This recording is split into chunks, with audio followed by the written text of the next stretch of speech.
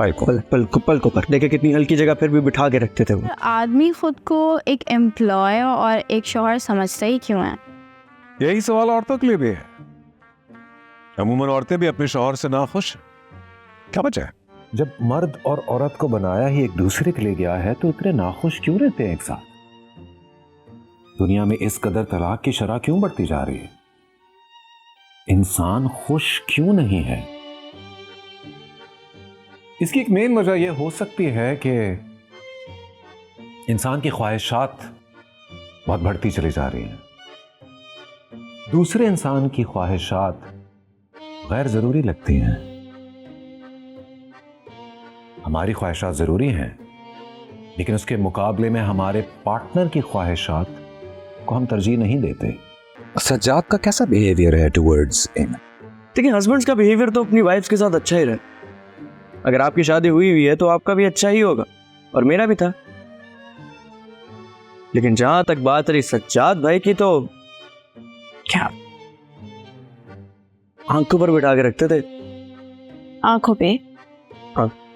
Sorry, आंखों पल को पर देखे कितनी हल्की जगह फिर भी बिठा के रखते थे वो।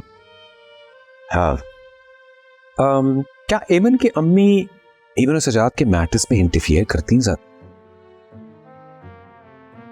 आंटी तो हमें अलग नहीं होने देती, वो तो उनकी फिर बेटी है। मगर हम उन लोगों को क्यों डिस्कस कर रहे हैं? हम लोग यहाँ पर आपके पास अपना मैटर लेकर आए ना। रिसर्च ये कहती है कि सबसे ज्यादा नाखुश इंसान या तो नौकरी पेशा हैं या शादीशुदा।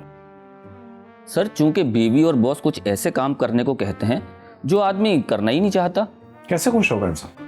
पैसे से शायद, लेकिन अगर यही बात होती तो फिर कोई भी गरीब या मजदूर क्यों खुश हो? मैं तो अपने दोस्तों के साथ खुश रहता हूँ अगर बीवी इजाजत देती। क्यूटी पार तो यानी कंपेनियनशिप ना। कंपेनियनशिप में खुश हैं आप, कि फिर तो हमारी बीवी भी हमारी कंपेनियन तो है, उसके साथ क्यों नहीं खुश होते? क्योंकि वो एक औरत है। तो बात यह है कि हम में से अमूमन जितने भी यहां बैठे हैं, मेजॉरिटी मर्द अपनी बीवी को कंपेनियन समझते ही नहीं। हमने अपनी बीवी को सिर्फ बीवी ही समझ रखा है, बीवी ही जान रखा है, उसे आज तक कभी दोस्त समझा ही नहीं। क्योंकि मैं ग्रीन हूं।